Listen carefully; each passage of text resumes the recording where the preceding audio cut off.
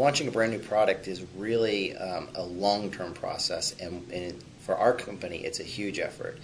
There was probably as many as 100 people involved in the design and launch of the product. The actual process of launching the product starts with market research. We need to know who our customer is and deliver a product that specifically meets their need. This product, we've actually done more of that than we've done in the past. In the past, it's been almost entirely based on the next set of features that the customer requested, and so that was usually the vocal minority and not the actual majority of users. And so we've done a lot more market research this time around. We feel like we're delivering a product that meets those needs. And then once you go into the development cycle, there's a very long process of writing core code that replaces existing code, and you have to make sure you have lots of backwards compatibility. You can't just willy-nilly get rid of things that customers like. So you have to be very sensitive to the existing customer base and how they're going to upgrade to the new product. And then finally, as you get closer in, you start launching betas. We did 3 betas with this particular launch, and each one of them got us closer to our real goal. And what was great about this particular beta launch was that we had a huge amount of participation. We had over 1,500 beta participants, which was about 500 larger than our next biggest beta. And we had a alpha, which was basically a real true market preview. It was just you could access some of the new interfaces and so forth. Then we had what would be the equivalent of a real beta in the sense that it was feature complete, but it wasn't fully tested. And then we had a release candidate pretty late where it was feature complete, it was fully tested, and customers really could sit on what is likely going to be the end product with a couple of bug fixes. And now, as you start to march towards the launch date, you actually have to do a lot of preparation to get the market prepared to hear your message, because a piece of software is only a set of features. To be a product, it has to be useful for somebody, and they actually have to hear about it and then respond.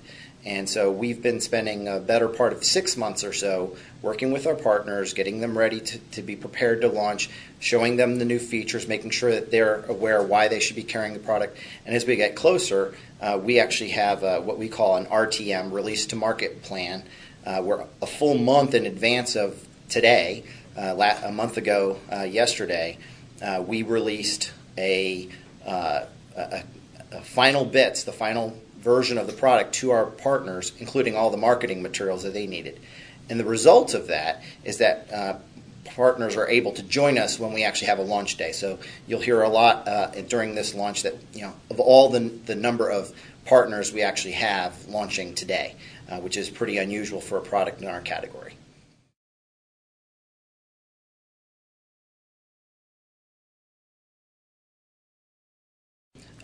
One of the problems that we've had with control panels up until these latest iterations of our products is that the real consumers of the product are not geeks. Let's face it, I'm a geek. You're probably pretty close to being a geek. But the average user, the guy who's buying a website, he's not a geek. He just wants some functionality. He wants the thing to do a certain product set of features. And now we present him with a control panel, and that control panel just completely overwhelms him. It's got all kinds of features, and the most common common complaint that we hear is, I don't know which button not to push. Right. And so we started when we came out with Parallel Small Business Panel about a year ago. Matter of fact, about a year and a month ago. We brought out a product that's specially designed just for small businesses. But that product was designed for people who had a dedicated server or VPS of their own. And while that's a nice group of people to market products to, there is a far larger group of people who buy shared hosting from a shared hosting provider. And for those folks, this product is ideally suited because the end user interface for those customers is this new simplified version of the interface. The second thing that we put into the product is a brand new partner storefront.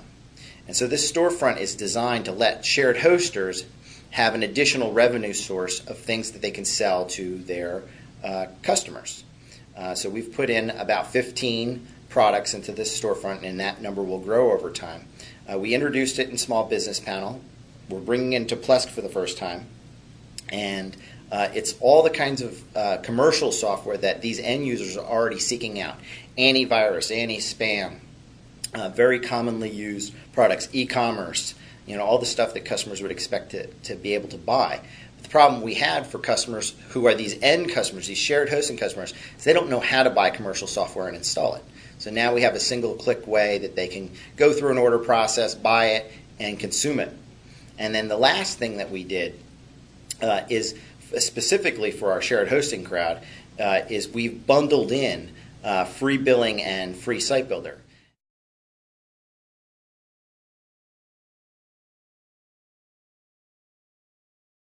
Yeah, so we continue to separate our audiences, delivering them experiences that suit their needs. We actually did a lot of market research to tell us sort of who the subcategories of customers are. One of the first subcategories of customers we discovered was a small business who has no IT staff but wants their own dedicated server or VPS, and that's who we built Small Business Panel for. I'll note that we will be rejoining the Small Business Panel code base into the regular Plesk code base in the next few iterations, so that we'll have just one code base to deliver from that point forward. And basically what we will have is 3 modes within Plesk. We will have the small business mode. We will have a shared hosting mode, which has a separate administrative interface from the end user interface. And then we'll have a third mode that we call power user mode, where the administrative interface is turned off, but we turn on 2 additional tabs in the end user interface to bring all the server level controls into the end user interface. And what we've basically created is a paradigm where we have simple, very complicated, halfway in between. Small, medium, large.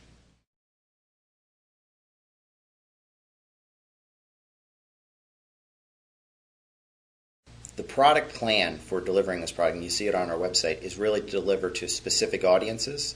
And so you're going to see a lot of specific audience messaging. So we've got audience messaging specifically for web designers. We've got audience messaging for that IT pro or that geek who works in a small business.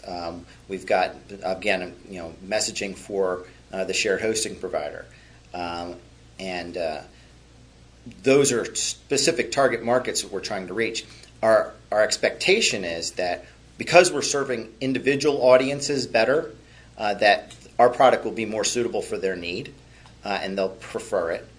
We can already say that just hours now into our launch that this is in fact our most successful launch to date.